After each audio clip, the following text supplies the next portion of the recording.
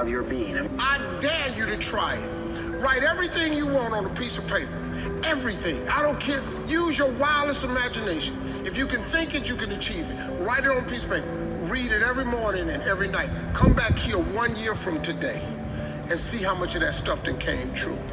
If you make the effort to sit down and design a new life, and you make it the most important thing, and you spend time every day feeding it like a gardener feeds a seed, you will produce fruit.